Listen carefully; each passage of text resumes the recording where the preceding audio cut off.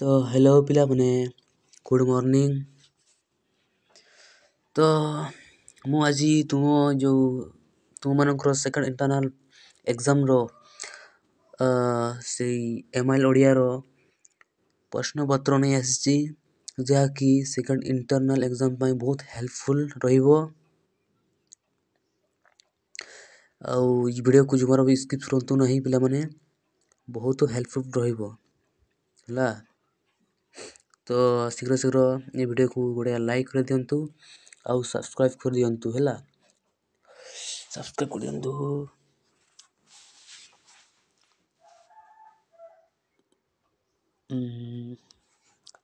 तो ये प्रश्न पत्र देखुए 2024 रहा 2024 प्रश्न पत्र और एग्जाम होची सेकंड इंटरनल एग्जाम और class +2 first year arts exam MIL Odia question types long question.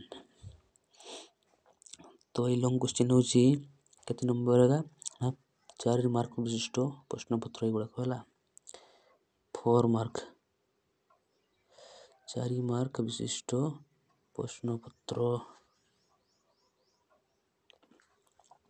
तो 1 नंबर रे कौन अच्छी देखा ना हेमकाल कविता अवलंबन रे शीत ऋतुर प्राकृतिक चित्र प्रदान कर। तो हेमकाल विषय एटा आसी क्वेश्चन टा हेमकाल कविता अवलंबन रे शीत ऋतुर प्राकृतिक चित्र प्रदान कर। बहुत इंपोर्टेंट परीक्षा बहुत पड़े क्वेश्चन टा तेणुक जमार तुरंत नहीं।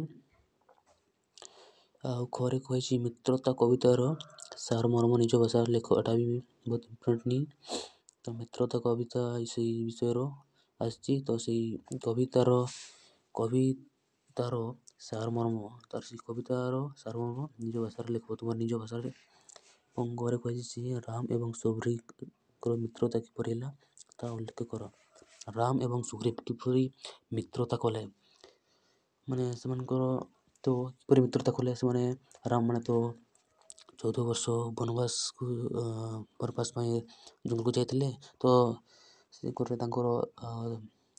सुग्रीव देखाला केमती मित्रता है ता विषय ये उल्लेख करवा मैंने लिखवाई कही। तो घरे कही पयर पशुची शरण कवितार सारमर्म निज भाषा उद्घाटन कर।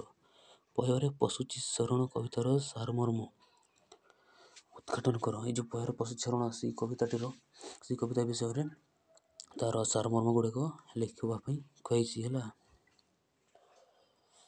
कविता गुड़ाक लिख।